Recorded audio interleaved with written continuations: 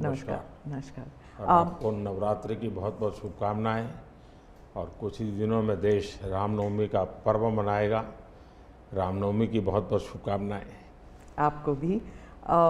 मेरा पहला सवाल होगा ये कि आपने कई भाषणों में कहा है कि 2024 आपका लक्ष्य नहीं है, 2047 है। तो 2047 तक क्या कुछ होने वाला है और क्या ये चुनाव महज एक फॉर्मेलिटी है? मैं समझता हूं कि 2047 को और 2024 दोनों को मिक्सअप नहीं करना चाहिए। दो अलग चीज़ें हैं। जब देश आज़ादी के 75 साल अमृत महोत्सव मना रहा था, उसी समय मैंने ये विषय सबके सामने रखना शुरू किया था, आज से 1-2 साल पहले। और मैं ये कहता था कि 2047 देश की आज़ादी के 100 साल होंगे। स्वाभाविक रूप से ऐसे जो माइलस्टोन होते हैं वो एक प्रकार से नया उत्साह भरते हैं, नए संकल्प के लिए व्यक्ति को तैयार करते हैं। और उस अर्थ में मेरा मत था कि एक मौका है, 75 साल पर हम खड़े हैं, 100 साल पहुंचने वाले हैं। इस 25 साल का सर्वाधिक उपयोग कैसे करें? हर इंस्टीट्यूशन, हर कोई अपना एक लक्ष्य बनाए कि मैं अपना गांव का प्रधान हूं, 2047 तक मेरे गांव में इतना तो मैं करूंगा। आरबीआई को मैं कार्यक्रम में भी गया, 90 साल का उनका था। तो मैंने कहा कि 10 साल बहुत महत्वपूर्ण है, आपके 100 साल होंगे, इस पर अभी से सोचिए। तो मेरे मन में 2047 ये भारत की आज़ादी के 100 साल और देश में एक प्रेरणा जगनी चाहिए। और आज़ादी के 100 साल अपने आप एक बहुत इंस्पिरेशन है, किसी व्यक्ति की जरूरत नहीं है। तो एक पार्ट तो वो है। दूसरा है 2024। 2024 ये चुनाव का हमारा जो क्रम है 5 साल का, उसके हिसाब से वो आया हुआ क्रम है। और मैं मानता हूँ कि चुनाव ऑल टुगेदर डिफरेंट थिंग है। एक तरफ इस चुनाव में आप देखते हैं, लोकतंत्र में चुनाव को हमने लाइट नहीं लेना चाहिए। ये एक बहुत बड़ा महापर्व है और इसलिए मेरा तो मत है कि उत्सव के रूप में मनाना चाहिए। उससे जैसे स्पोर्ट्स, उसका जब फेस्टिवल होता है, स्पोर्ट्स के इवेंट होते हैं, वो स्पोर्ट्समैन स्पिरिट को पैदा करते हैं। प्रतिस्पर्धा भी। जब खेल का मैदान होता है तो देखने वाले, खेलने वाले, स्पोर्ट्समैन स्पिरिट का एक एनवायरनमेंट क्रिएट होता है जो हमारे संस्कार बन जाते हैं। चुनाव का ये माहौल अगर हम उत्सव में पलट दें, लोकोत्सव बना दें, तो हमारी रगों में, डेमोक्रेसी आने वाली पीढ़ियों के रगों में वो संस्कार बन जाती है। और लोकतंत्र के लिए बहुत आवश्यक है कि लोकतंत्र ये सिर्फ संविधान की सीमाओं में नहीं बंधना चाहिए, हमारी रगों में होना चाहिए, हमारे संस्कार में होना चाहिए। और उस अर्थ में मैं 2024 को देखता हूँ। ये बात सही है कि हमारा 25 साल का विजन, और उसमें मैंने बहुत काम किया है। और ये आज कर रहा हूँ ऐसा नहीं है। शायद मैं जब गुजरात में था तब भी इन दिशा में सोचता था।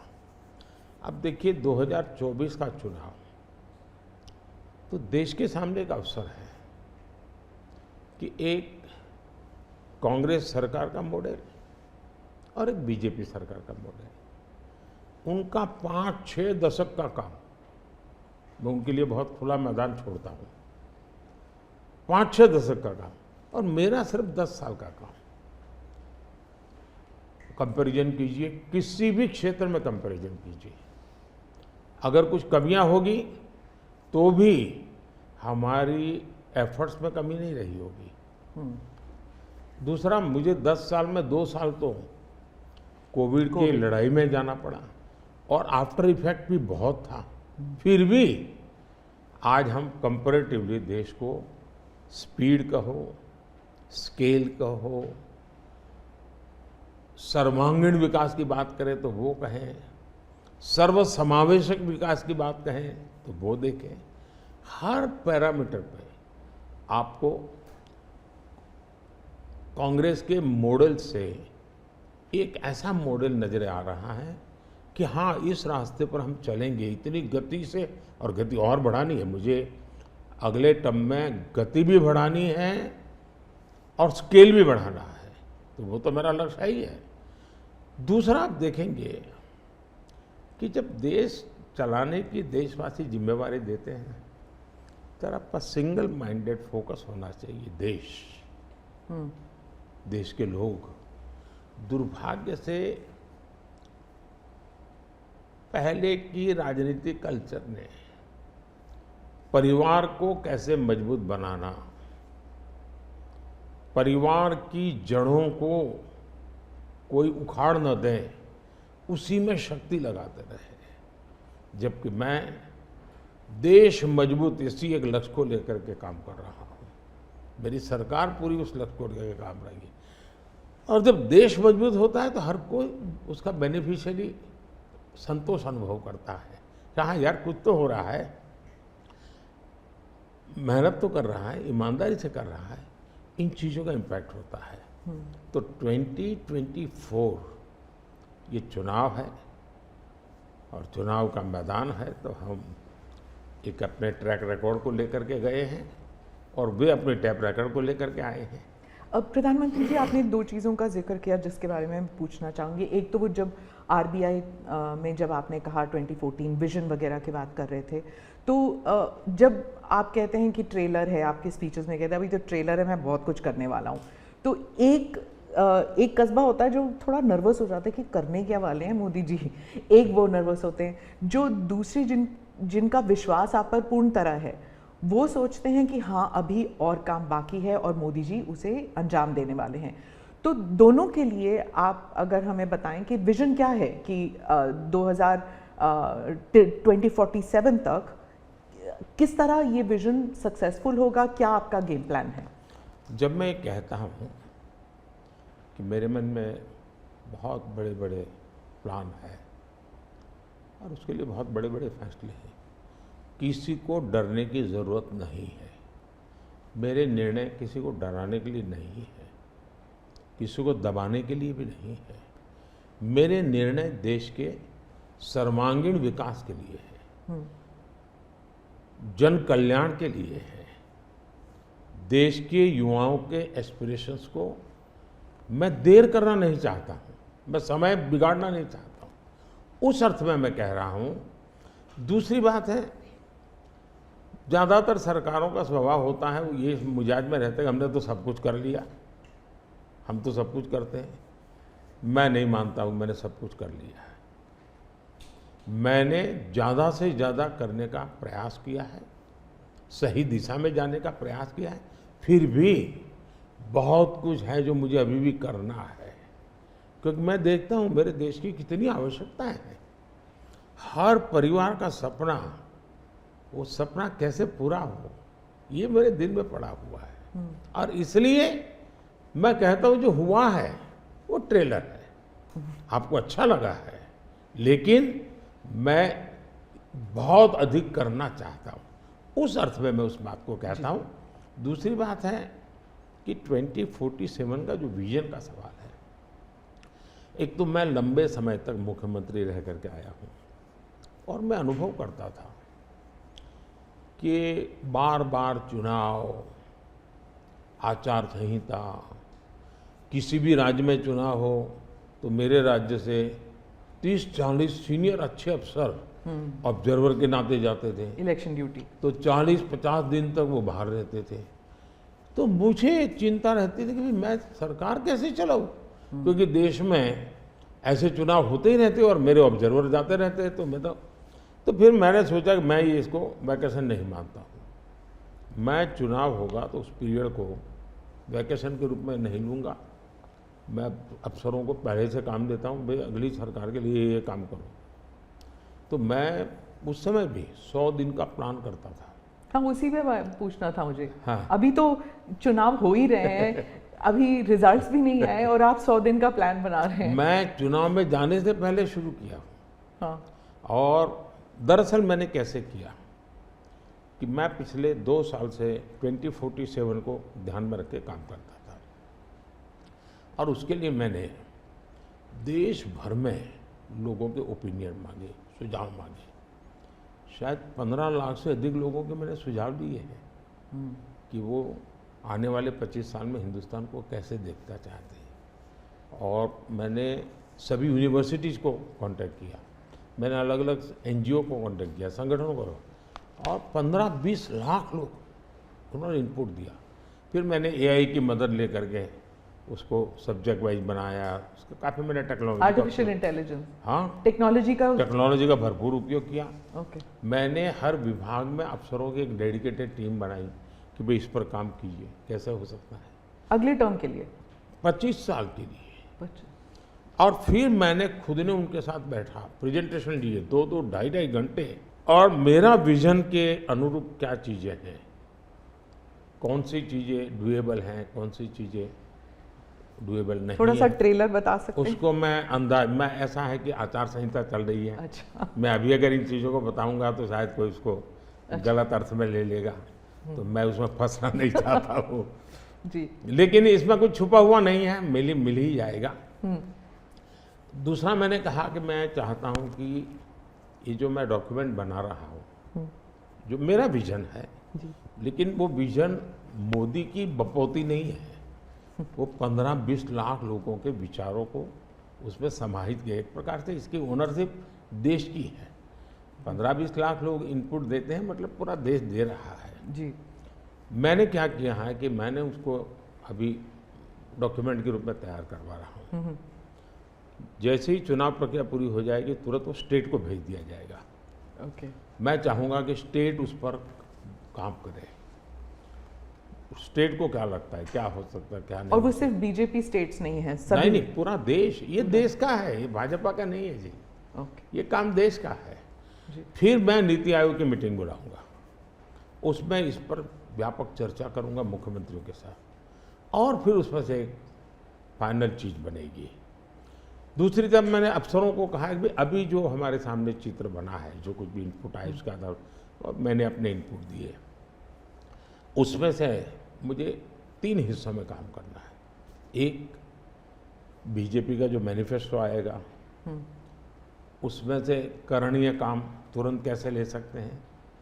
दूसरा, ये जो 25 साल का हमारा जो एक खाका बना है, जो मेरा अपना विजन है, अभी तो मैं चाहूँगा कि मुझे और भी उसमें क्रिटिकल इनपुट चाहिए मुझे। मैं ऐसा नहीं मानता हूँ कि सब कुछ मुझे ही समझ और मुझे ही दिखता है। कोशिश मैंने भारी की, मैंने काफ़ी समय लगाया है इसमें। उसको मैं 3 हिस्सों में बांटा। एक 25 साल, उसके लाइट में मेरे नेक्स्ट 5 ईयर, और उसके लाइट में मेरे फर्स्ट 100 डेज। तो इस प्रकार से मैंने पूरा डिजाइन बना के अफसरों को काम पे लगा दिया है, क्योंकि मैं 1 मिनट भी गंवाना नहीं चाहता हूँ जी। अब आपको याद होगा 2019 में बहुत कम लोगों को ध्यान रहता है, उस समय भी मैंने 100 दिन का काम दे करके चुनाव के मैदान में गया था, और जब मैं वापस आया आर्टिकल 370 100 दिन में मैंने कर दिया। 3 तलाक से मेरी बहनों को मुक्ति दिला दी, पहले 100 दिन में किया। यूएपीए बिल सिक्योरिटी को लेकर के हमने 100 दिन में कर दिया। बैंकों का मर्जर बहुत बड़ा काम था, हमने 100 दिन में किया। इतना ही नहीं, पशु का टीकाकरण, ये कोविड के टीकाकरण की इतनी चल रहा है ना, मैं देश में पहली बार करीब 15,000 करोड़ रुपया लगा करके पशुओं के टीकाकरण का बड़ा अभियान चला रहा हूँ, और मैंने 19 में पहले 100 दिन में किया था। तो मैं 100 दिन का क्या काम करना वो हैफाजत नहीं करता, मैं बिल्कुल प्लानिंग करके उसको आधार पर आगे चलाता हूँ। मोदी जी, आपने एक टर्म कॉइन किया है जो बहुत ही लोकप्रिय हो गया है, मोदी की गारंटी। अब चुनाव के वक्त कई लोग कह रहे हैं कि क्या उम्मीदवार जो है वो नॉट इम्पॉर्टेंट है, वोट तो सिर्फ मोदी जी को जा रहा है क्योंकि मोदी जी की गारंटी है। तो इलेक्शन के दौरान ये सब टर्मिनोलॉजी इंपॉर्टेंट होता है। पहली बात है, उम्मीदवार ही नहीं, चुनाव में हर मतदाता इम्पोर्टेंट होता है।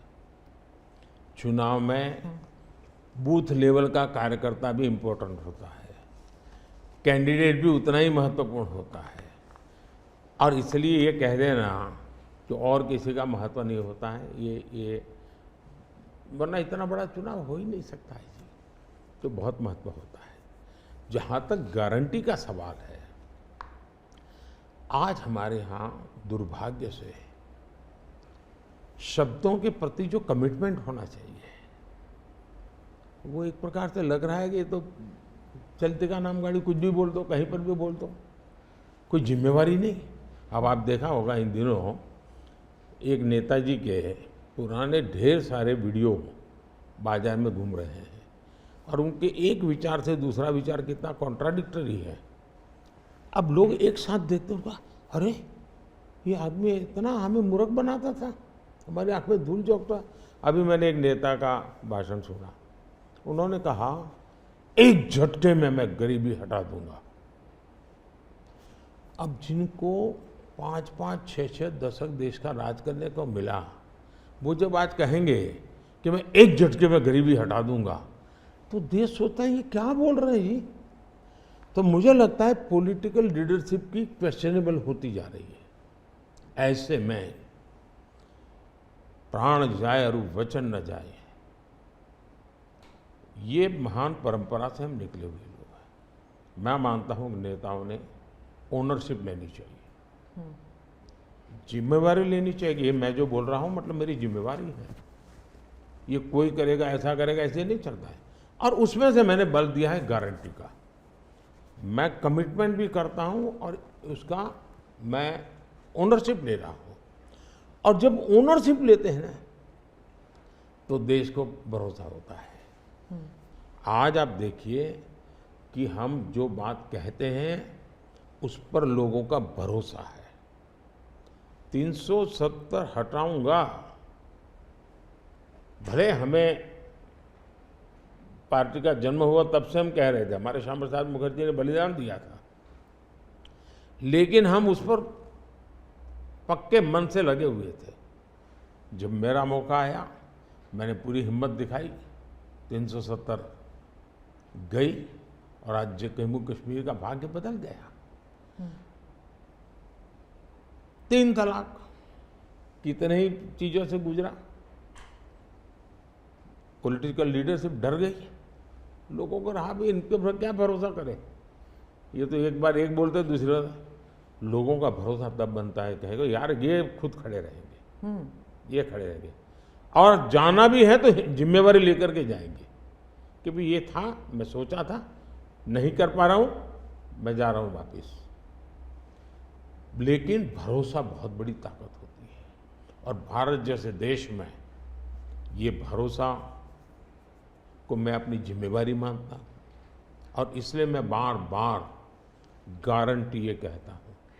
मोदी जी, आप भरोसे की बात करते हैं, जब भी हमारे कैमरा टीम्स जहाँ भी जाते हैं वो सब यही कहते हैं कि जो मतदाता हो या कैंडिडेट हो, वो सब यही बात करते हैं, मोदी पर भरोसा।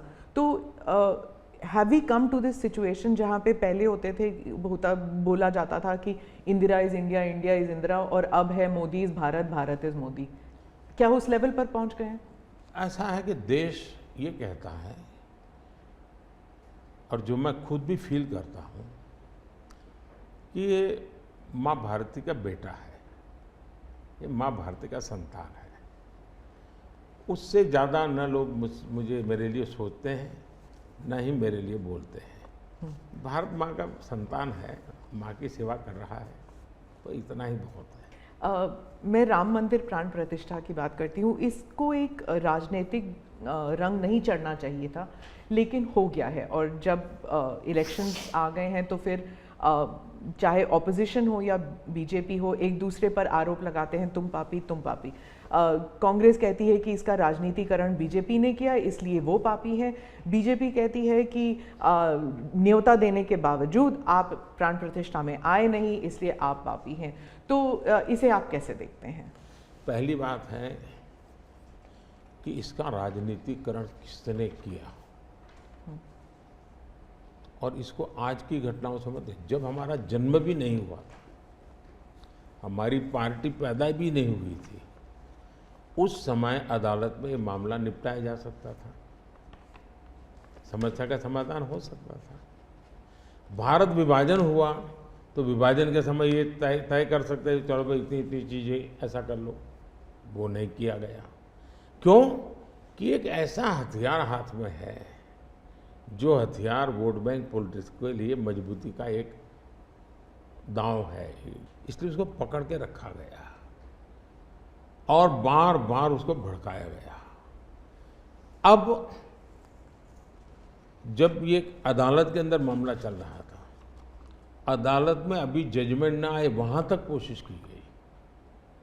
न्यायिक प्रक्रिया से होना चाहिए, तो हमारा संविधान हमें कहता है और सरकार की तो जिम्मेवारी है, लेकिन उसमें भी अड़ंगे डालना, ये क्यों? क्योंकि उनके लिए ये राजनीतिक हथियार था, ऐसे लोगों के लिए। और देखिए, राम मंदिर का ऐसे लोग हैं, राम मंदिर कर रहे हैं, तुम्हें मार देंगे, ऐसा करके वोट बैंक बनाने का एक तरीका था। अब हुआ क्या, राम मंदिर बन गया तो उनके हाथ से वो मुद्दा ही चला गया। अब वो किसी को डरा नहीं पा रहे हैं, राम मंदिर आ जाएगा, आ गया, कुछ नहीं हुआ, आग नहीं लगी कोई। दूसरा, इनकी प्रकृति, आप सोमनाथ मंदिर से लेकर के अब तक की घटनाएं देखिए, वे भारत की मूलभूत आस्थाएं, भारत का मूलभूत जो पिंड है, उसके प्रति नेगेटिविटी लेकर के ही देश में वो अपनी बात है। अब सोमनाथ मंदिर को क्या प्रॉब्लम था? सरदार पटेल थे, डॉक्टर राजेंद्र बाबू को जाना था, वहां तो न जनसंघ था, न भाजपा था, न आरएसएस थी, न कोई लड़ाई थी, लेकिन उन्होंने मना कर दिया जाने। वो जो नेहरू जी की जो चिट्ठी थी, हाँ, जो भी है, अब ये और वो परंपरा आज भी चल रही है कि प्राण प्रतिष्ठा का निमंत्रण मिले और आप उसको ठुकरा दें। सचमुच में तो आपको गर्व होना चाहिए कि ये राम मंदिर निर्माण करने वाले जो भी लोग हैं, जिन्होंने संघर्ष भी किया है, वे आपके सारे पाप भूल करके, सारे आपके गुनाह भूल करके घर में आकर के आपको इनवाइट कर रहे हैं और नए से व्यवहार शुरू करना चाहते हैं। आप उसको भी उस पुराने मिजाज से ठुकरा दे, तब लगता है कि आपके लिए वोट बैंक एक बहुत बड़ी आपकी मजबूरी है। और उस वोट बैंक के चलते इस प्रकार की चीज़ें होती रहती। और ये किसी को नीचा दिखाना, किसी का अपमान करना, ये अपना अधिकार मानते हैं। और मैं कभी कभी कहता हूँ, ये तो नामदार है, हम तो कामदार है। अब मैं नॉर्थ ईस्ट जाऊँ, वहाँ के लोग कोई कपड़े पहना दे, मैं पहनता हूँ, उसकी भी मजाक उड़ाना, यानी हर चीज़ की। मैं तमिलनाडु जाऊँ, लुंगी पहनूँ, तो उनको लगता है देखो ये कर रहा है, वो कर रहा है। मैं हैरान हूँ जी, इतनी नफरत लोकतंत्र में नहीं होती है, नहीं होनी चाहिए। देखिए, हमारे लिए, मैं मानता हूँ ये न राजनीति का विषय हम लोगों के लिए है, न होना चाहिए और न कभी होगा। हमारे लिए एक जबरदस्त आस्था का विषय है जी। और ये कोई प्रभु राम का संबंध कोई मेरे कारखाने में नहीं आया जी, हजारों साल से, और दुनिया के अनेक देशों में है।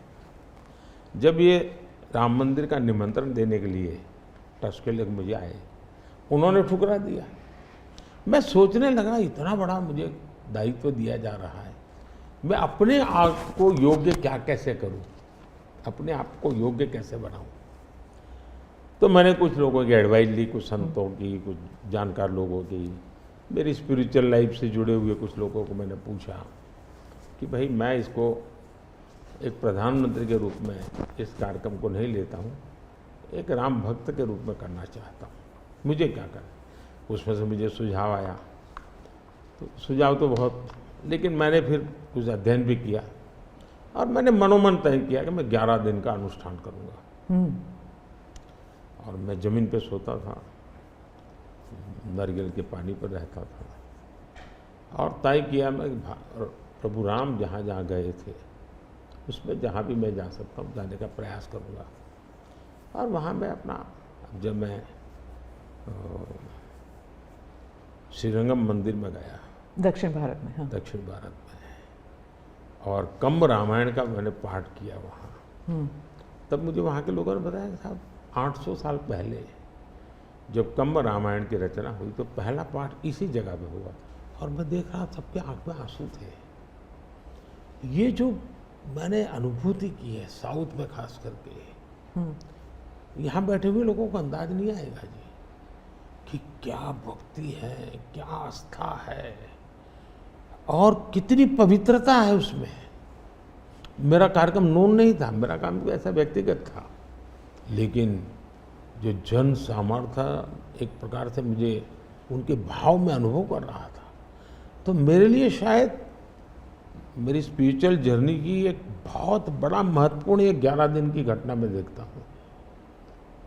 मैं और राम मंदिर प्राण प्रतिष्ठा को मैंने बहुत गंभीर लिया था जी। मैंने एक इवेंट के रूप में नहीं लिया था जी, मेरे लिए वो इवेंट नहीं था। वो एक स्पिरिचुअल मूवमेंट था आपके लिए? मैं मानता, मुझे दिखता था वो 500 साल का संघर्ष, मुझे दिखता था 140 करोड़ लोगों की श्रद्धा, सपने, और देश के गरीब गरीब लोगों ने पाई पाई देकर के मंदिर बनाया है जी। ये मंदिर 3 चीजें मैं देखता हूँ। एक, 500 साल का अविरत अखंड एक निष्ठ संघर्ष, लाखों लोगों का एक काम के लिए बलिदान। दूसरा, लंबी न्यायिक प्रक्रिया, इतने सालों की न्यायिक प्रक्रिया, और न्यायिक प्रक्रिया के हर तराजू से तूल करके निकला हुआ, कसौटी हुआ। दूसरा, टेक्नोलॉजी का उपयोग, ASI के द्वारा उसकी खुदाई, सबूत, ये एक बहुत बड़ा। और चौथा, हिंदुस्तान के कोटि कोटि लोगों ने 1-1, 2-2, 5-5 रुपया जो भी दे सकते हैं दे करके ये मंदिर बनाया है। ये मंदिर सरकारी खजाने से नहीं बना है। ये ऐसे पहलू हैं कि जो भारत के स्वाभिमान को, भारत के सामर्थ्य को, भारत के सपनों को, भारत के संकल्प को और भारत के आने वाली पीढ़ी को बहुत बड़ी प्रेरणा देने वाले हैं।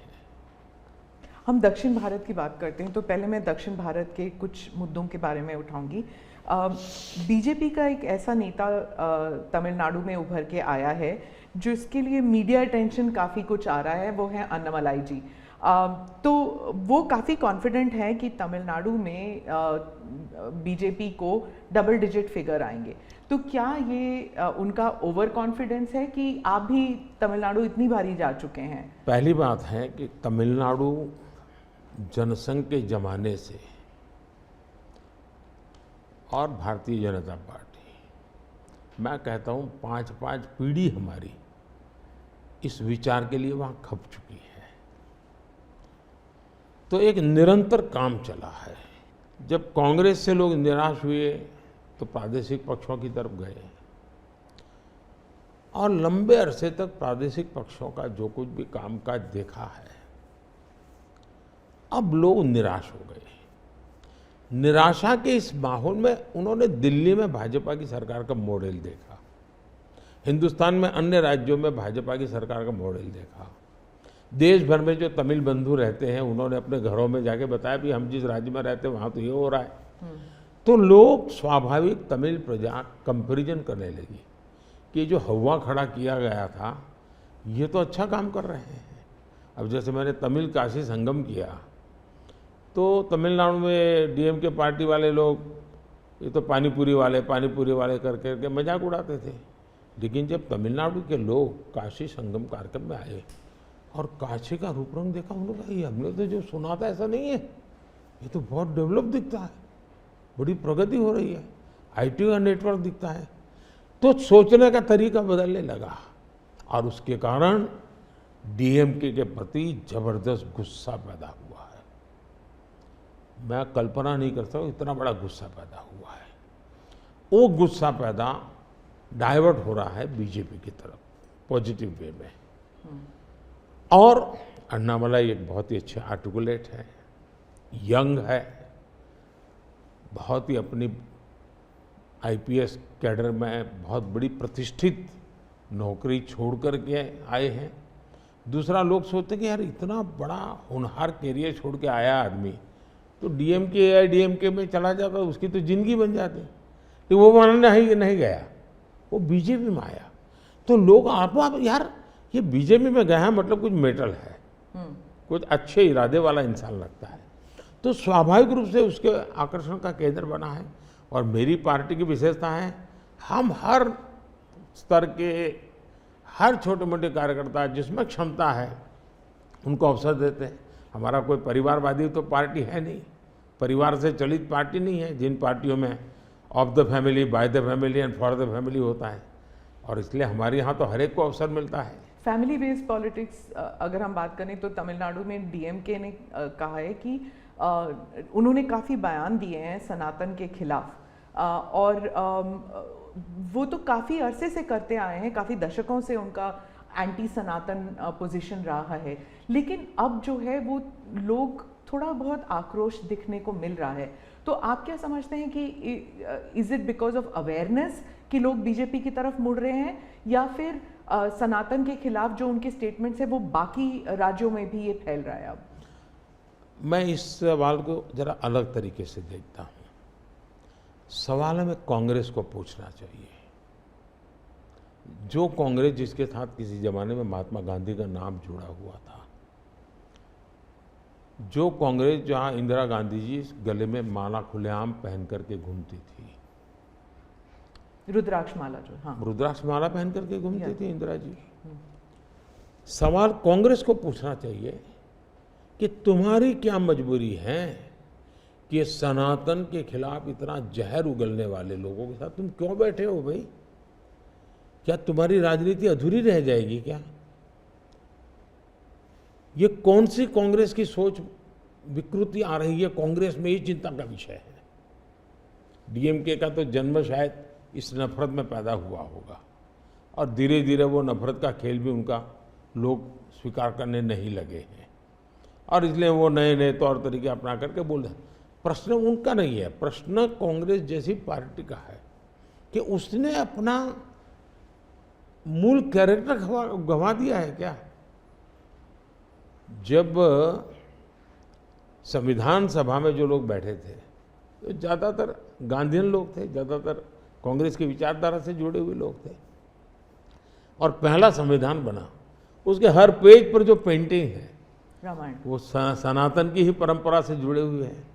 तो आपका संविधान बना, उस संविधान में सनातन का गौरव का हिस्सा था, और आज सनातन को इतनी भयंकर गालियां देने की हिम्मत हो और आप उनके साथ चुनाव की राजनीति करें, उनके साथ मंच साझा करें, मजबूरी कांग्रेस की ये देश के लिए चिंता का विषय है। और जो तमिलनाडु के मुख्यमंत्री और कुछ और दक्षिण के मंत्री हैं, मुख्यमंत्री हैं, वो कहते हैं कि जो दक्षिण है वो अलग इकाई है, उत्तर अलग इकाई है, दक्षिण भारत और उत्तर भारत, और बीजेपी जो है वो दक्षिण भारत में सेंध नहीं कर सकती। राहुल गांधी ने तो संसद में भी कहा था कि आप अगर पूर्व से देखें, बंगाल से देखें, उड़ीसा, आंध्र प्रदेश, तेलंगाना, तमिलनाडु, केरल तक जाएं, पूरे उस एरिया में बीजेपी सेंध नहीं कर पाएगी। दो अलग इकाई है क्या दक्षिण भारत और उत्तर भारत? पहली बात है, भारत बहुरत्ना वसुंधरा है, भारत विविधताओं से भरा हुआ देश है। यहाँ रेगिस्तान भी हैं, यहाँ समुद्री तट भी हैं, यहाँ हिमालय भी हैं, और यहाँ सह्याद्री भी हैं, यहाँ गंगा के पट भी हैं और कावेरी के पट भी हैं। तो भारत को टुकड़ों में देखना ये भारत के प्रति नासमझी का परिणाम है। अगर यही भाव होता, अगर आप हिंदुस्तान में देखें प्रभु राम के नाम से जुड़े हुए गांव कितने सबसे ज़्यादा कहाँ हैं, तो तमिलनाडु में है। इतने सारे गांव के नाम हैं कि उसमें राम तो होगा ही होगा। अब इसको आप कैसे अलग कह सकते हैं? किसको गले उतारेंगे आप? लेकिन भारत की विविधता है, पंजाबी जैसा होगा वैसा नागालैंड का व्यक्ति नहीं होगा, गुजराती जैसा होगा वैसा कश्मीर का व्यक्ति नहीं होगा। तो विविधता ही तो हमारी शक्ति है, हमने विविधता को सेलिब्रेट करना चाहिए। हमें गुलदस्ता ऐसा है भारत का जिसमें हर एक का अपना फूल दिखाई दे, ये भाव होना चाहिए। कांग्रेस कहती है कि बीजेपी और खासकर मोदी जी इस विविधता को अप्रिशिएट नहीं करते, एक रंग में ढालना चाहते हैं, और अगर 400 सीट जो आप कह रहे हैं अगर वो आ जाता है तो संविधान रद्द हो जाएगा, एक ही भाषा, एक ही रहन सहन, एक ही तरीका होगा, और वो है जो मोदी जी कहेंगे। मैं समझ नहीं पाता हूँ कि जो व्यक्ति यूएन में जाकर के पहली बार दुनिया की सबसे पुरातन भाषा तमिल भाषा का गुणगान करता हो, किस आधार पर उस व्यक्ति को आप ऐसे आरोप लगा रहे हो? मेरा तो मत है, और मैं जब कपड़े अलग अलग राज्य के पहनता हूं तो उनको ये परेशानी हो रही है। मुसीबत उनकी है कि वो एक सांचे में देश को डालना चाहते हैं। हम तो विविधता की पूजा करते हैं, हम विविधता को सेलिब्रेट करते हैं, और मैं हमको हर एक को कहता हूं, जैसे हमने कहा कि भाई डॉक्टर बनना है, इंजीनियर बनना है, मातृभाषा में क्यों नहीं बन सकता है? जब मैं मातृभाषा में डॉक्टर इंजीनियर बनने की बात करता हूँ, मतलब कि मैं मातृभाषा को सेलिब्रेट कर रहा हूँ, उसका महात्मा बढ़ा रहा हूँ। मुझे ये अभी एक गेमिंग वाले सब बच्चों के साथ बैठा था, तो उनमें से किसी ने पूछा कि हमारे लिए कोई संदेश, तो ऐसे मैंने कहा एक काम करो, अब जब भी आप हस्ताक्षर कहीं करेंगे, सिग्नेचर करेंगे, अपनी मातृभाषा में सिग्नेचर करो, इतना तो गर्व करो। अब मैं तो विविधता को लाने की कोशिश कर रहा हूँ, अब उनको आरोप लगाने हैं, क्या करेंगे? कुछ मुख्यमंत्री हैं वो कहते हैं कि उन्हें सेंटर से सहयोग नहीं मिलता। दक्षिण के भी कुछ मुख्यमंत्री हैं, आप भी मुख्यमंत्री रह चुके हैं, अब प्रधानमंत्री हैं पिछले 10 साल में। क्या कोऑपरेटिव फेडरलिज्म को लेकर आपके विचार बदल गए हैं जब आप मुख्यमंत्री थे और जब अभी आप प्रधानमंत्री हैं? दरअसल, और क्या उन्हें नहीं मिलता सहयोग? दुर्भाग्य हुआ है कि जो रीजनल एस्पिरेशंस होते हैं उसको सबसे ज़्यादा तवज्जो देनी चाहिए, ये मेरी पार्टी की फिलॉसफी है। अगर आप रीजनल एस्पिरेशंस जो हैं उसको नकार करके विकसित भारत का सपना पूरा नहीं कर सकते। दूसरा, मैं गुजरात में लंबे समय तक मुख्यमंत्री रह के आया हूँ, और मेरा सौभाग्य है कि देश में मैं पहला प्रधानमंत्री ऐसा हूँ कि जिसके पास राज्य के मुख्यमंत्री का इतना बड़ा अनुभव रहा है। तो एक मुख्यमंत्री के नाते केंद्र से क्या अपेक्षाएं होती हैं, केंद्र से क्या तकलीफें होती हैं, उसको मैंने भली भांति झेला है, समझा भी है, और इसलिए मैं कतई नहीं चाहूँगा कि मेरे देश का कोई राज्य, उसका उमंग उत्साह हो विकास का, उस पर कोई रुकावट पैदा हो। अगर रुकावट हटा सकता हूँ और उसमें मैं उनकी मदद कर सकता हूँ, वो भी मैं करने के लिए, क्योंकि मुझे देश बनाना है। दूसरा, मैं जब गुजरात था तब भी मेरा मंत्र था, यहाँ सरकार यूपीए की थी, तब भी मेरा मंत्र था भारत के विकास के लिए गुजरात का विकास। मैं गुजरात का विकास करूंगा, क्यों? क्योंकि मुझे मेरा देश का विकास करना है। हमारे देश में वातावरण बनना चाहिए, और हमने एस्पिरेशनल डिस्ट्रिक्ट की कल्पना की। हर राज्य में हमने कहा कि ये राज्य के पैरामीटर के बराबर है। भारत सरकार ने योजना बनाई, उसकी मदद की। सभी राज्य आज हमारे एस्पिरेशनल डिस्ट्रिक्ट में और एस्पिरेशनल ब्लॉक में मिल करके हम काम कर रहे हैं, और बहुत अच्छे परिणाम नजर आ रहे हैं। अब आप कोरोना देखिए, मैंने इतनी बार चीफ मिनिस्टर से मीटिंग की, शायद 20-25 बार, और हर चीज़ में सब मिल कर के निर्णय करते थे। तो हम साथ मिल कर के चले तो हम कोरोना के जंग को जीतने में सफल हुए। और मैं पब्लिकली कहता हूँ कि कोरोना की लड़ाई में भारत की सफलता का कारण मैं सभी राज्यों का भी उतना ही योगदान है, मैं रिकॉग्नाइज करता हूँ। और इसलिए मैंने हमेशा कहा है कि देश को आगे ले जाना है तो हमें कॉम्पिटिटिव कोऑपरेटिव फेडरलिज्म चाहिए। हमारे यहाँ स्पर्धा होनी चाहिए, तंदुरुस्त स्पर्धा होनी चाहिए विकास की, तब जाकर के। अब देखिए G20, मैं G20 दिल्ली में कर सकता था, मैंने ऐसा नहीं किया। हिंदुस्तान के हर राज्य में G20 समिट किया, क्योंकि हर राज्य में G20 को सबसे ज़्यादा अवसर मिले, लोगों को उस राज्य को देखने का अवसर मिले, राज्य को अपना एक्सपोजर के लिए ग्लोबल प्लेटफॉर्म मिल जाए। क्यों? क्योंकि मैं चाहता हूँ मेरा देश का हर कोना मेरे लिए देश ही है। मोदी जी, दो सवाल G20 को लेकर मैं पूछना चाहती थी आपसे। एक तो वो जो क्लासिक शॉट था ना, वो प्रेसिडेंट बाइडेन और प्रिंस सलमान जो हैंडशेक वाला जो शॉट, उसके बारे में एक। दूसरा, वेस्टर्न मीडिया में बहुत से आर्टिकल्स आते थे उस वक्त कि कोई कंसेंसस होगा नहीं, डेक्लेरेशन होगा नहीं, पर हो गया डेक्लेरेशन। तो ये दो, इन दोनों चीज़ों की बैक स्टोरी बताइए। एक तो आपने वो हैंडशेक कैसे करवाया, और दूसरा डेक्लेरेशन कैसे हुआ? एक ग्लोबल गुड जब उसके लिए काम करते हैं और अपने निजी कोई इफ्स एंड बट्स नहीं होते हैं, तो आप दुनिया को ऑन बोर्ड ले सकते हैं। और मेरी कोशिश ये थी कि मुझे बताइए भाई, आखिरकार ये G8 और G20 पैदा कैसे हुआ। जिन मुद्दों को लेकर के पैदा हुआ तो उस मुद्दों से हटना नहीं, और उसमें सब मेरे से कन्विंस हुए, सब लोग कन्विंस हुए। कुछ लोगों से मुझे व्यक्तिगत बातचीत करने की ज़रूरत थी, मैंने वो भी किया। कुछ शब्दों की किसी के आग्रह रहते थे, उनको मैंने समझाने का प्रयास किया। दूसरा, मेरा इरादा था कि मैं लास्ट सेशन में नहीं करूँगा, मैं इसको इतना जल्दी करूँगा कि लोग सरप्राइज कर जाएंगे। और इसलिए मैंने दूसरे ही दिन पहले ही सत्र में डिक्लेरेशन वाला काम पूरा कर दिया।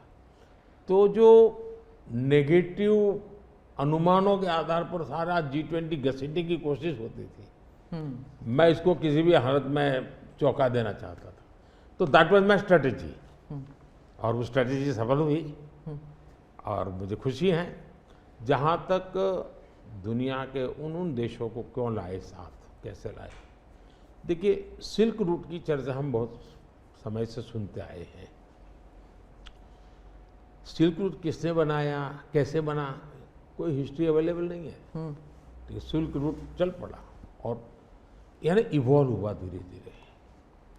हम लोगों ने ये जो IMEC की दिशा में हम गए हैं, ये बहुत बड़ा गेम चेंजर बनने वाला है, और आने वाले हजारों साल उसका इम्पैक्ट है। जैसा सिल्क रूट का इम्पैक्ट हजारों साल रहा, वैसा इसको इम्पैक्ट रहने वाला है।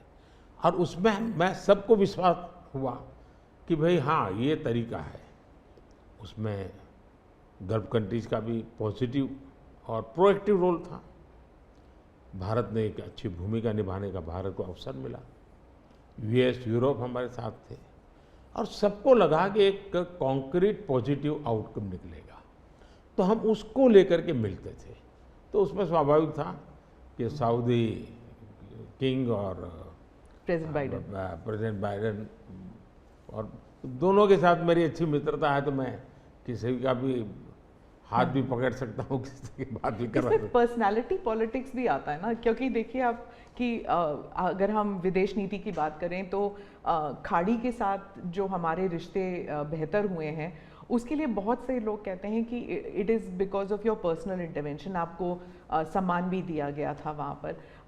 तो चाहे ईस्ट एशिया हो या वेस्ट एशिया हो, इसमें पर्सनालिटी पॉलिटिक्स कहाँ तक इम्पोर्टेंट है कि आप उनके जो राष्ट्रपति हैं या प्रधानमंत्री हैं, उनके साथ आपका वाइबिंग होता है, आप उनके साथ बातचीत करते हैं और वो फिल्टर डाउन होता है, फिर कहाँ तक इसमें पर्सनालिटी पॉलिटिक्स भी है? मैं समझता हूँ कि इसके अलग अलग व्यू हो सकते हैं और सब सही हो सकते हैं। एक मत स्ट्रॉन्ग है कि पर्सनालिटी कल्ट या पर्सनल रिलेशन, ये बहुत ज़्यादा इन चीज़ों में नहीं डाले थे। एक मत है, स्ट्रॉन्ग मत है। मुझे लगता है कि हमारी डिप्लोमेसी अगर प्रोटोकॉल में फंसी रहेगी तो हम परफॉर्म नहीं कर पाएंगे। डिप्लोमेसी की ताकत भी इनफॉर्मल में भी है, प्रोटोकॉल में ही ऐसा नहीं है। प्रोटोकॉल में ज़्यादा पोजीशनिंग होता है, पहले कौन आएगा, पहले कौन हाथ मिलाएगा वगैरह, उसी में समझ जाता है। तो मैंने शुरू से देखा कि भाई जैसे मेरी शपथ हुआ था, बड़ा इंटरेस्टिंग है। मैंने तय किया कि मैं सार्क देशों को 2014 की शपथ में। हाँ 2000 पहली बार में पहली बार। सार्क देशों को बनाने का मेरे मन में विचार आया। और उसके पीछे कारण ये था क्योंकि मेरा चुनाव प्रचार में मुझ पर आरोप एक ही था कि ये मोदी तो एक राज्य से आया है, ये देश की राजनीति क्या समझेगा, विदेश नीति क्या समझेगा, ये तो डुबो देगा। ये चुनाव प्रचार का मेरा खिलाफ के जो मुद्दे थे उसमें एक बड़ा महत्वपूर्ण मुद्दा था। सब लोग मेरी मजाक उड़ाते थे। तो मुझे लगा इनको एक ही एक्शन से मुझे जवाब दे देना चाहिए, बोलने की जरूरत नहीं है पहले दिन से।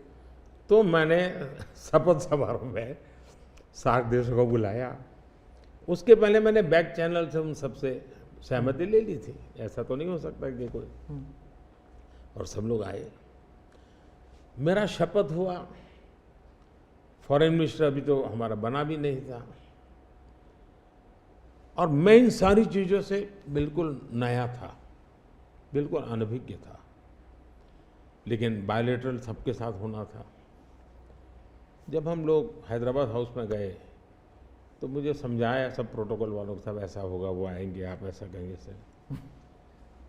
जब समय हुआ आना शुरू, मैंने कहा ऐसा करो मैं बाहर जाता हूँ उनको लेने के लिए।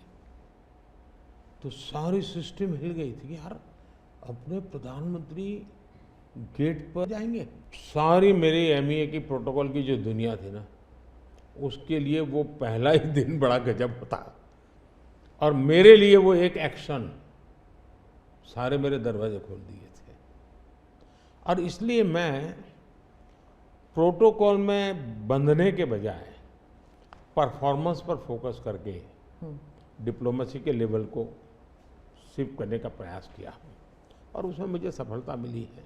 President Obama, president Biden, president Trump, इन तीनों के साथ आपने काम किया हुआ है, और इंडिया यूएस रिलेशंस एक अपवर्ड ट्रैजेक्टरी पे हैं। लेकिन बहुत से मुल्क हैं जो भारत की अपवर्ड ट्रैजेक्टरी से परेशान होते हैं। ये इट इज़ अंडरस्टूड कि ये है, जैसे कि चाइना, क्योंकि वो दे यूज टू थिंक कि ग्रुप ऑफ टू होगा, एक तरफ चाइना, एक तरफ अमेरिका, मतलब दो पावर सेंटर्स होंगे। तो मैं सिर्फ उदाहरण के लिए चाइना दे रही हूँ, लेकिन हमारे इर्द गिर्द जो मुल्क हैं वो भी थोड़े असमंजस में है कि ये भारत की ट्रैजेक्टरी इतनी ऊपर इतनी जल्दी जा रही है। क्या हम अपने नेबरहुड को अपनी सक्सेस स्टोरी का हिस्सा नहीं बना सकते? अच्छा सवाल आपने पूछा। हमारी डे वन से पॉलिसी है, एक नेबर फर्स्ट, दूसरा एक्ट ईस्ट। तो जो हमारे ईस्टर्न पार्ट के जो हमारे आसियान कंट्री के देश हैं, उसमें हमने एक्ट ईस्ट पॉलिसी लिया है, यहाँ नेबरहुड फर्स्ट। तो ये हमारा डे वन से हमारे देश की भी पॉलिसी है और हमारी भी पॉलिसी है। पहले लूकैस था, मैंने आकर के उसको एक्ट ईस्ट कहा। लेकिन इसमें दूसरा, आज दुनिया के सैकड़ों मील दूर भी कोई देश है, उनको लगता है कि भारत की प्रगति में हमारा कोई बेनिफिट है, तो पड़ोसी को नहीं देखेगा। आज पड़ोसी सबसे ज़्यादा खुश हैं क्योंकि भारत उनके सबसे, अब जैसे कोविड के कालखंड में कोई पड़ोसी देश ऐसा नहीं है कि जिसकी हमने मदद नहीं की हो। नेचुरल कैलेमिटी, कोई ऐसा देश नहीं है। अब जब नेपाल में भूकंप आया, फर्स्ट रिस्पॉन्डर हम थे।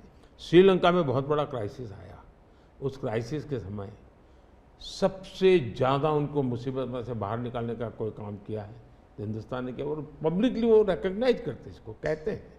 और इसलिए मैं तो दूसरा अनुभव कर रहा हूँ, वो हमसे बहुत अपेक्षाएं करते हैं, और पॉजिटिव अर्थ में मैं कहता हूँ, अच्छे रूप में देखते हैं। और भारत ने भी कहा है कि भाई हम हमारे सभी देशों को, पड़ोसियों को शक्तिशाली और समृद्ध देखना चाहते हैं। आपने दोस्ती का हाथ बढ़ाया था 2014 से ही पाकिस्तान, चाइना के साथ भी ऐसे किया था। लेकिन जब आप सक्सेस स्टोरी या अपने नेबरहुड फर्स्ट की बात करते हैं तो पाकिस्तान, चाइना, मालदीव्स ये भी आते हैं, और यहाँ पर कटाक्ष है अगर आप बात करें तो। इसके लिए सुधार उसमें उनकी अंदरूनी राजनीति महत्वपूर्ण है। भारत और उन देशों का संबंधों से ज़्यादा उनका इंटरनल पॉलिटिक्स के लिए कुछ चीज़ें जरूरी है। जी, विदेशी मीडिया जो है वो हमेशा कहती है कि Modi is the most popular prime minister in India. वो इस बारे में कोई दो राय नहीं है, लेकिन ये भी कहती है a strong Modi means democracy start sliding. मतलब लोकतंत्र के लिए खतरा है अगर मोदी जी और स्ट्रॉन्ग हो जाएंगे, लेकिन भारत में कुछ और ही है। वो वही रेटिंग्स, वही एजेंसीज कहते हैं कि लोग जो हैं वो खुश हैं कि मोदी जी अगर स्ट्रॉन्ग हो जाएं, तो उन्हीं के रेटिंग्स ये कहते हैं। आप इस बारे में क्या कहेंगे? पहली बात है कि उनकी टर्मिनोलॉजी क्या है और उनके इस कंक्लूजन पर आने का आधार क्या है, ये अपने आप में एक रिसर्च का विषय है। लेकिन मैं ये समझ नहीं पाता हूँ कि जिस देश में 6 लाख पंचायतें चुने हुए लोगों से चलती हो, दुनिया में कोई देश ऐसा है कि जहाँ 6 लाख पंचायतें और नियमित रूप से चुनाव जहाँ होते हैं, इतने राज्य, अनेक पार्टियों की सरकारें। हमारे देश में शायद ही कोई ऐसी पॉलिटिकल पार्टी होगी जो कहीं सत्ता में ना हो। तो ये सब होने के बावजूद अगर ये कहना कि सर्वसत्ताधीश कोई बन रहा है, तो ये तो मुझे लगता है उनको जानकारियों का अभाव है हिंदू। दूसरा, अगर मोदी सर्वसत्ताधीश के रूप में रहता तो G20 में मेरे अगल बगल में ही कर रहा है। मैंने तो राज्यों के पास, क्योंकि डेमोक्रेटिक कैरेक्टर है ये हमारा। मोदी जी एक मैं मदर ऑफ डेमोक्रेसी इसकी दुनिया में गुंज कर रहा हूँ, तो उनको क्वेश्चन हो रहा है, क्योंकि वो अभी भी स्वीकारने को तैयार नहीं कि भारत मदर ऑफ डेमोक्रेसी है। हाँ, एक सवाल था, यूक्रेन में जब युद्ध चल रहा था तो भारत के जो वहाँ पर छात्र थे उन्हें सुरक्षित रूप से वापस भारत लाया गया। ये एक दिल हिलाने वाला किस्सा था। इसमें आपने हॉस्टिलिटीज़ रोकने के लिए पर्सनल हस्तक्षेप किया था, पर्सनल इंटरवेंशन किया था, ये सुनने में आया है। तो इसके बारे में कुछ बताएंगे? देखिए, यूक्रेन की चर्चा जरा ज़्यादा हुई है खिलाफ, लेकिन मैं 14 से लेकर ऐसी कई घटनाएं हैं। अगर आपने एक सुषमा स्वराज जी का एक इंटरव्यू है, आप देखिए कि कैसे यमन में से हमने हिंदुस्तान के लोगों को लाए, और सऊदी किंग के साथ मैंने बात कर करके उनसे कहा भाई मुझे वहाँ यमन से लोगों को लाना है, तो आपका बॉम्बार्डिंग चल रहा है, हम कर नहीं पा रहे हैं, मुझे कैसे मदद करेंगे? तो उन्होंने कहा कुछ समझ लीजिए मुझे। और सुषमा जी ने अपने इंटरव्यू में सारी चीज़ें कही हुई है। भारत की रिक्वेस्ट पर एक पीरियड रहता था जिस पीरियड में बॉम्बार्डिंग नहीं होता था, और उस समय हम हवाई जहाज़ में हमारे लोगों को निकालते। यमन से करीब 5,000 लोगों को हम लाए थे। उसी प्रकार से यूक्रेन में, मेरा यूक्रेन से भी इतना ही घनिष्ठ नेता है, मेरा रशिया से भी इतना ही घनिष्ठ नाता रहा है। दोनों राष्ट्रपति के साथ में बहुत मित्रतापूर्ण मेरा रहा है। मैं पब्लिकली राष्ट्रपति पुतिन को कह सकता हूँ कि युद्ध का समय नहीं है। मैं यूक्रेन को भी कह सकता हूँ पब्लिकली कि बातचीत के रास्ते पर ही जाना चाहिए, और इसके कारण मेरी क्रेडिबिलिटी है। और जब मैंने कहा भाई भारत के इतने लोग, हमारे नौजवान फंसे हुए हैं और मुझे आपकी मदद चाहिए, और मैं आप क्या व्यवस्था कर सकते हो? फिर मैंने बताया मैंने इतनी व्यवस्था की है, आप इतना मेरी मदद कीजिए। उन्होंने मदद की, और भारत के तिरंगे की ताकत इतनी थी कि विदेशी व्यक्ति की भी भारत का तिरंगा हाथ में रखता था तो उसके लिए जगह मिल जाती थी।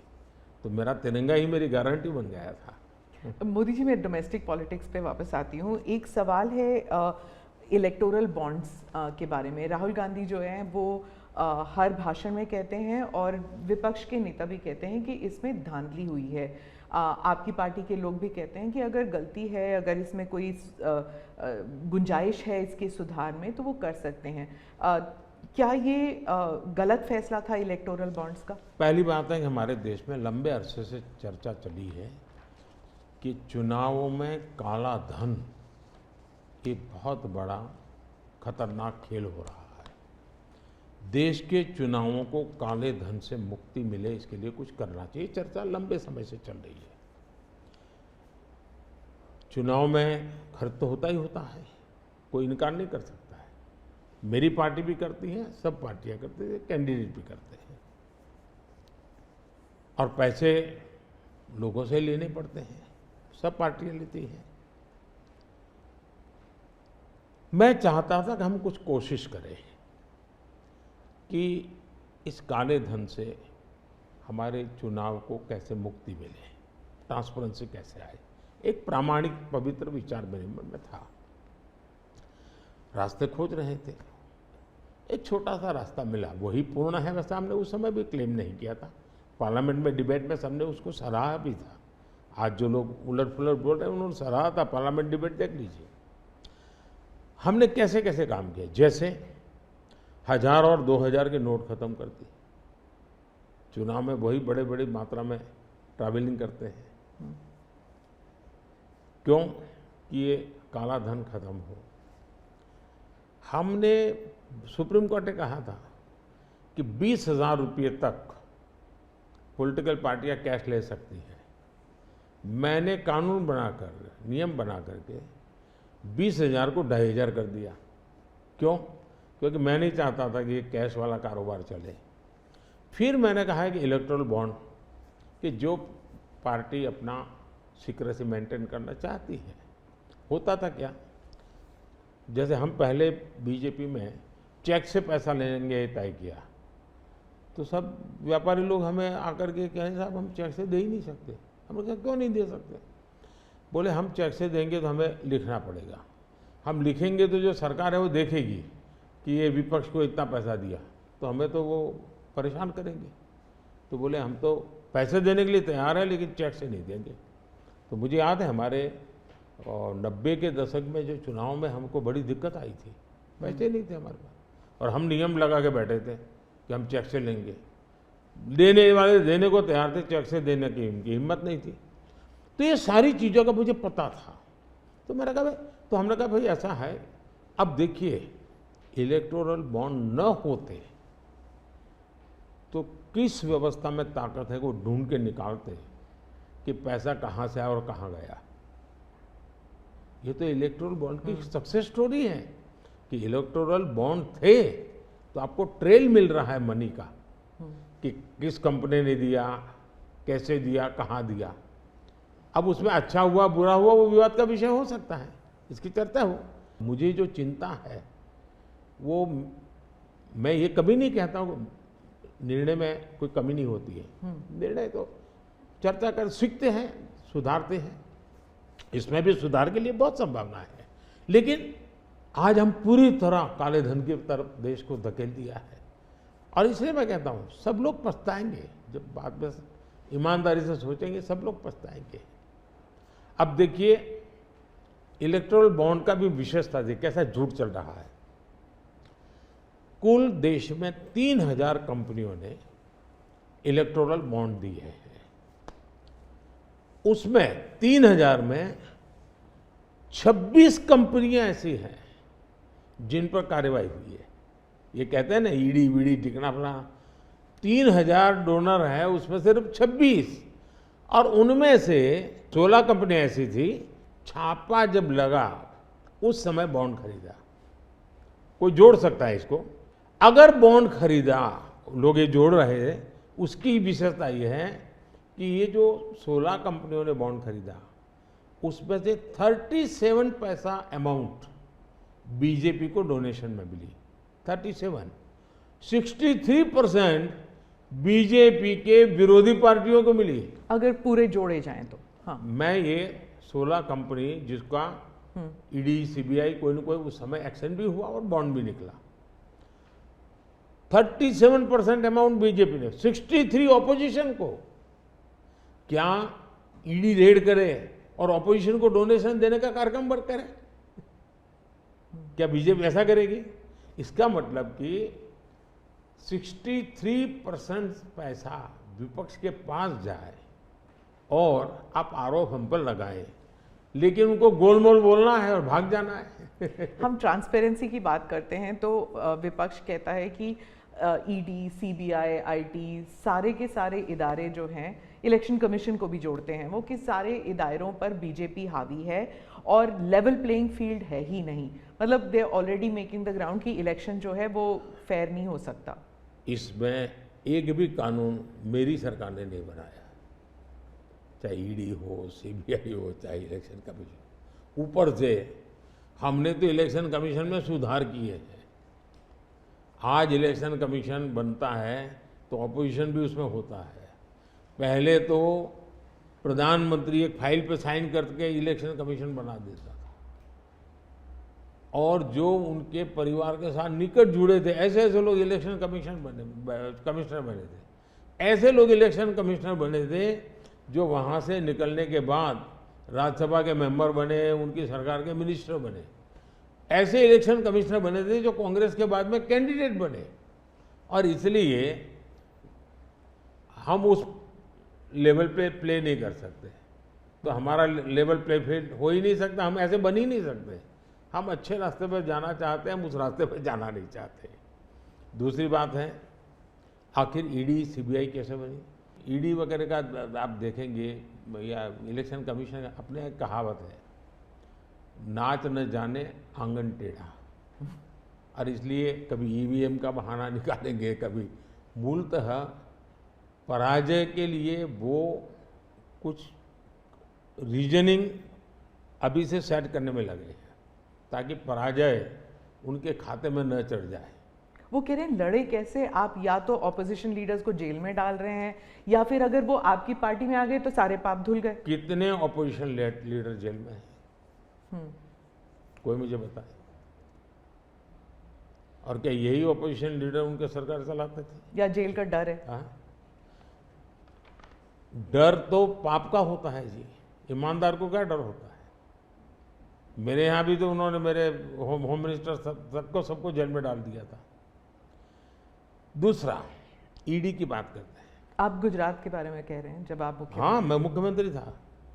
अच्छा, जो ईडी की बात करते हैं, ईडी ने जितने केसेस किए ना, उसमें से सिर्फ, देश को समझना, सिर्फ 3% ही पॉलिटिकल लोग इन्वॉल्व है जिन पर एक केस हुए हैं।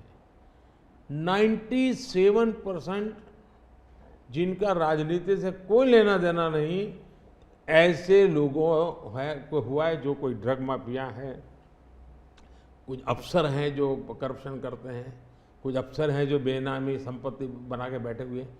97% केस उन पर हुए हैं, जेलों में वो लोग गए हैं। अच्छा, मजा देखिए, ईडी एक स्वतंत्र संस्था को काम कर देना चाहिए, नहीं करने देना चाहिए? बनाई क्यों भाई? 2014 से पहले ये संपत्ति अटैच करने का ईडी को अधिकार है। 2014 से पहले उन्होंने सिर्फ 5,000 करोड़ रुपए की संपत्ति अटैच की। कौन रोकता था ईडी को भाई? और किसके लाभ में कहता? मेरे कालखंड में गलत काम करने वालों की 1 लाख करोड़ रुपए की संपत्ति अटैच हुई है। क्या ये देश की जनता का पैसा नहीं है? दूसरा आंकड़ा तो आप और हैरान हो जाओगे।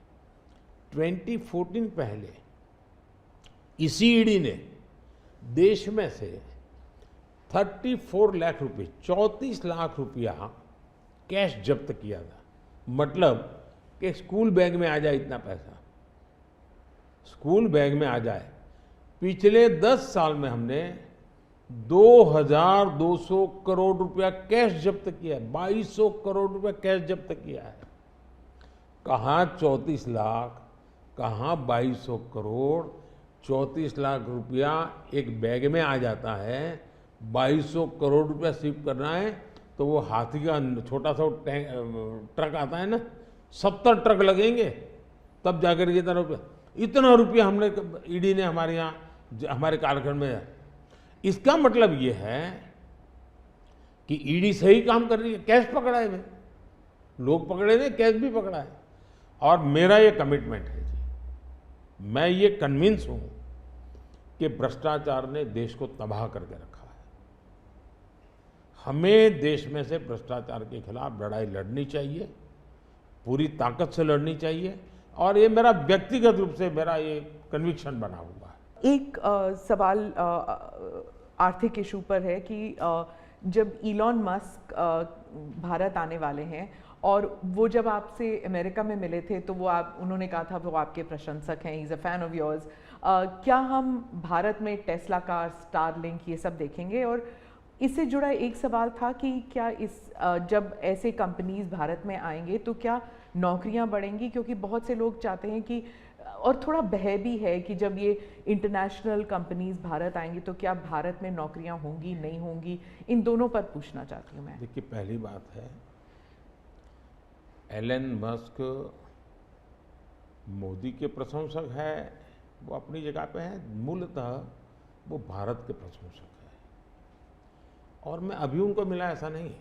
मैं 2015 में उनकी फैक्ट्री देखने गया था, वो कहीं बाहर थे, तो स्पेशली अपने सारे कार्यक्रम कैंसिल करके वो वापस आए।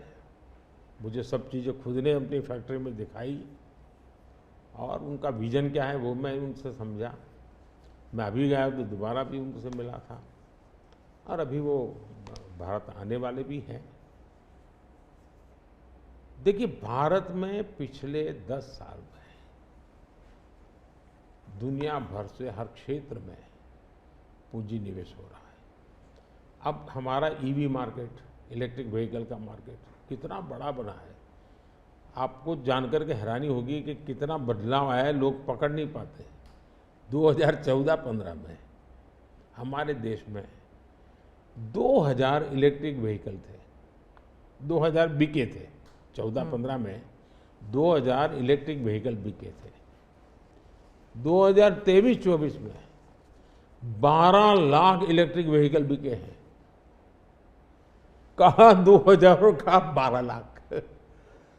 इसका मतलब इतना बड़ा चार्जिंग स्टेशन का नेटवर्क बना है, पर्यावरण को बहुत बड़ी मदद मिली है। यानी एक प्रकार से, और उसको लेकर के हमने आपको एक पॉलिसी का रूप दिया है। हमने दुनिया को कहा कि भाई भारत बहुत तेज़ी से ईवी पे जा रहा है, मैन्युफैक्चरिंग करना चाहते वो आना चाहे आइए। इतना ही नहीं, मैं चाहता हूँ हिंदुस्तान में निवेश आना चाहिए, क्योंकि भारत में वो चीज़ें जिसमें भले पैसा किसी का भी लगा हो, पसीना मेरे देश का लगना चाहिए, उसके अंदर सुगंध मेरे देश की मिट्टी की आनी चाहिए, ताकि मेरे देश के नौजवानों को रोजगार मिले। और मैं उसके लिए, आप देखिए, गूगल उसका बड़ा काम यहाँ कर रहा है, सैमसंग यहाँ पर आया, एप्पल बहुत बड़ी मात्रा में यहाँ पर आया। हमारे यहाँ बड़ोदरा के अंदर एयरक्राफ्ट मैन्युफैक्चरिंग के लिए काम शुरू हुआ। सेमीकंडक्टर के लिए अभी तो ताइवान के एक लीडर का बड़ा अच्छा बयान भी आया। यानी हम हर क्षेत्र में चाहते हैं कि लोग टेक्नोलॉजी ट्रांसफर करें, हम चाहते हैं कि लोग पूंजी निवेश करें, हम चाहते हैं कि हमारे देश के नौजवानों को रोजगार मिले। मैं ये अब मुझे मंजूर नहीं है कि मेरा देश के गेहूं बाहर जाए और ब्रेड में बाहर से लूँ। मैं ऐसा नहीं चलाऊँगा। जो भी करूँगा मेरे देश में करूँगा, मेरे देश के नौजवानों के लिए करूँगा, और मैं इसके लिए नीतियाँ भी बनाता हूँ, हिम्मत के साथ बनाता हूँ, और लोग आ भी रहे हैं, भरोसा कर रहे हैं। प्रधानमंत्री जी, अंत में 2 सवाल पूछना चाहूँगी। एक तो फर्स्ट टाइम वोटर्स, पहले बार जो मतदान करने वाले हैं, उनके लिए आपका क्या संदेश है? और दूसरा, जो ईमानदार मध्यम वर्गीय करदाता है, honest middle class taxpayer, millions are there, तो उनके लिए वो क्या उम्मीद कर सकते हैं मोदी 3.0? देखिए, मैं जो विकसित भारत की बात करता हूँ, उसके साथ साइमल्टेनियस किसका भविष्य जुड़ा हुआ है? जो आज 20 साल का, 22 साल का है, वो 2047 में है, उसकी पूर्ण जिंदगी का एक कालखंड है एक प्रकार से। तब वो 40, 45, 50 का होगा। मतलब ये भारत के विकसित भारत बनने की प्रक्रिया और उसकी जिंदगी की प्रक्रिया दोनों साथ है। गोल्डन अपॉर्चुनिटी है उसके साथ। ये सबसे ज़्यादा बेनिफिशियरी आज का जो फर्स्ट टाइम वोटर है, वो 2047 का सबसे बड़ा बेनिफिशियरी बनने वाला है। ये बात मैं उसको समझा रहा हूँ कि भाई मैं तेरा भविष्य बना रहा हूँ, तुम मेरे साथ जुड़ जाओ। और मैं क्या मानता हूँ कि वो जुड़ेगा। दूसरा, फर्स्ट टाइम वोटर जो है वो परंपरागत चीज़ों से बाहर आना चाहता है। अब आप देखिए विपक्ष का घोषणा पत्र पूरी तरह इकोनॉमी को फेल करने वाला घोषणा पत्र है। एक प्रकार से विपक्ष का घोषणा पत्र देश के जो फर्स्ट टाइम वोटर हैं या पिछले जिनकी उम्र 25 से कम है, उनके भविष्य को रौंदने वाला उनका मैनिफेस्टो के इकोनॉमिक प्रोग्राम है। वो तो खटाखट खटाखट खटाखट पैसे देने वाला। मैं उनको क्या करना है, पूरा अगर एनालिसिस करोगे तो सबसे बड़ा नुकसान ये जो देश के 25 साल की उम्र से कम उम्र वाले लोग हैं, उनके भविष्य को रौंदने वाला एक उनका इकोनॉमिक प्रोग्राम है जी। बर्बाद हो जाएगा। मुझे उनकी ज़िंदगी बनानी है।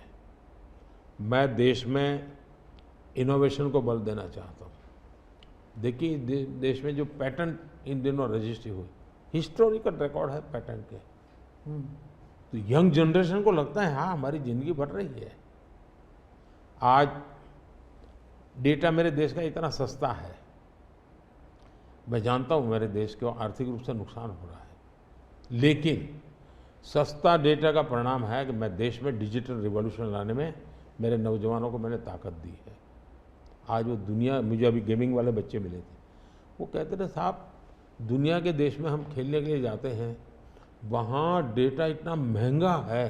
बोले हम 50 बार सोचते हैं, हम भारत के अंदर इतना हमारे लिए अवसर है, इतना सस्ता डेटा है तो हम हिम्मत कर रहे हैं। एजुकेशन में आज डेटा सस्ता होने के कारण उसको कितनी फायदा हो रहा है जी। लॉन्ग डिस्टेंस लर्निंग, हाँ हर चीज़ में, टेलीमेडिसिन में। ये जो हमने इन चीज़ों पर कंट्रोल करके रखा है, इसका बहुत बड़ा लाभ हो रहा है, बड़ा रिवॉल्यूशन हो रहा है। और जो मिडिल क्लास टैक्स पेयर है उसके लिए जो देखिए जहाँ तक टैक्स पेयर है, सचमुच में टैक्स पेयर का सम्मान होना चाहिए, टैक्स पेयर का गौरव होना चाहिए। आए दिन रास्ते चलते हर टैक्स पेयर को गाली देते रहेंगे तो देश कैसे चलेगा जी? ये मैं समझ नहीं आता हूँ ये किस सोच का परिणाम है। देखिए क्या बदलाव आया है। मैं टैक्स पेयर की बात करूँ, पिछले 10 वर्ष में ITR फाइल करने वालों की संख्या 2 गुने से अधिक हो गई। पहले 4 करोड़ से भी कम लोग ITR फाइल करते थे, आज 8 करोड़ से ज़्यादा लोग ITR फाइल कर रहे हैं। टैक्स कलेक्शन 3 गुना बढ़ोतरी हुई है। मतलब पहले जो नेट टैक्स कलेक्शन होता था वो 11 लाख करोड़ रुपए होता था, आज net tax collection 34 lakh crore रुपए हो रहा है। ये क्यों हो रहा है? उसको भरोसा है कि वो जो पैसा दे रहा है ना, वो सही जगह पे उपयोग हो रहा है, विकास के काम, चोरी लूटफाट में नहीं आया, इसलिए वो विश्वास के कारण देने के लिए आगे आया है। दूसरा, 7 लाख रुपये तक की इनकम पर टैक्स हमने माफ कर दिया है, जो पहले 2-2.5 लाख पे अटका हुआ था। 7 लाख रुपये कमाई तक कोई टैक्स नहीं देना है, फिर भी मेरे यहाँ टैक्स बढ़ रहा है। यानी, और इसलिए मैं मानता हूँ, मैं तो हर टैक्स पेयर का हृदय से आभार व्यक्त करता हूँ, क्योंकि जो मुझे सपने पूरे करने हैं उसमें टैक्स पेयर जो धन देता है उसी से होने वाला है। और मैं मानता हूँ देश की प्रगति के लिए करदाताओं की संख्या बढ़नी चाहिए और करदाताओं पर बोझ कम होना चाहिए। इस मूलभूत फिलॉसफी की तरफ मैं आगे बढ़ना चाहता हूँ।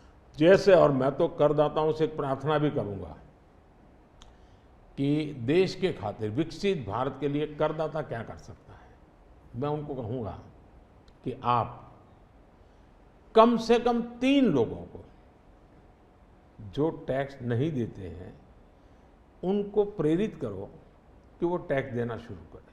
हर टैक्स पेयर सिर्फ 3 लोगों को प्रेरित करें। और मैं उनको समझाता हूँ, जब मैं गरीब का घर बनाता हूँ उसमें जो ईंट लगती है ना, किसी न किसी टैक्स पेयर की ईंट है, वो उसका जो पुण्य है ना, वो जो परिवार उसमें रहता है, जो पुण्य संतोष व्यक्त करता है, उसका पुण्य उस टैक्स पेयर को जाता है। किसी गरीब को मैं जब मुफ्त राशन देता हूँ जब खाना पका करके अपने बच्चों को खिलाता है ना, तब वो कोई टैक्स पेयर सोचे कि हाश मैंने टैक्स दिया था, वो भूखा बच्चा खाना खा रहा है, उसको टैक्स देने का आनंद आएगा। और इसलिए मैं टैक्स पेयर का धन, जन कल्याण के काम, इनको कोरिलेट कर करके ही चलना चाहता हूँ, ताकि देने वाले को संतोष हो कि मेरे पैसों से ये हो रहा है। ये बहुत बड़ी आवश्यकता है। और मैं बार बार कहता हूँ कि ये जो गरीब के घर की थाली है ना, उसका संतोष का जो पुण्य है ना, उसका हकदार कोई है तो देश का टैक्स पेयर है। मोदी जी, चुनाव के दौरान आपने वक्त निकाला और हमसे इतनी सारी बातें की, उसके लिए धन्यवाद। बहुत बहुत धन्यवाद आपको। और मेरे देशवासियों से ये फर्स्ट टाइम वोटर्स को मेरी अपील है कि देश के नाम वोट कीजिए। मैं उनको कोई राजनीतिक वोट के लिए नहीं कह रहा, देश के नाम वोट कीजिए। खुद का आने वाला 25 साल के भविष्य के लिए वोट करें, ये मैं उनसे आग्रह करूंगा। दूसरा, मैं देशवासियों का कहूँगा, मैं सभी पॉलिटिकल पार्टी के वर्कर्स को भी कहना चाहूँगा कि गर्मी बहुत है, धूप में सभी पार्टी के वर्कर दौड़ रहे हैं। मैं सभी पार्टी के वर्कर को कहूँगा, बहुत पानी पीजिए, बहुत पानी पीजिए, दौड़िए, बहुत दौड़िए, लेकिन पानी बहुत पीजिए, ताकि इस धूप में, इस गर्मी में मतदाताओं को भी कहूँगा कि इतनी ही धूप क्यों ना हो, आप मतदान अवश्य करें। हो सके तो सुबह जल्दी जल्दी मतदान कीजिए। ये और लोकतंत्र के उत्सव के रूप में चुनाव को मनाएं, यही मेरी प्रार्थना होगी देशवासियों को। अगली चुनाव सर्दियों में कीजिएगा और वन नेशन वन इलेक्शन वाला। आपने सही मुद्दा उठाया। वन नेशन वन इलेक्शन हमारा एक कमिटमेंट है। हमने पार्लियामेंट में भी बोला हुआ है, हमने कमेटी भी बनाई थी, कमेटी का रिपोर्ट भी आया है। तो वन नेशन वन इलेक्शन के संबंध में देश में बहुत लोग ऑन बोर्ड आए हैं, सभी दलों ने, बहुत लोगों ने इसमें जो कमेटी को अपना सुझाव दिए हैं, बहुत ही पॉजिटिव सुझाव आए हैं और बड़े इनोवेटिव सुझाव आए हैं। और देश का बहुत बड़ा लाभ होगा अगर हम इस रिपोर्ट को लागू करवा पाते हैं तो। जी, धन्यवाद मोदी। नमस्कार, थैंक यू।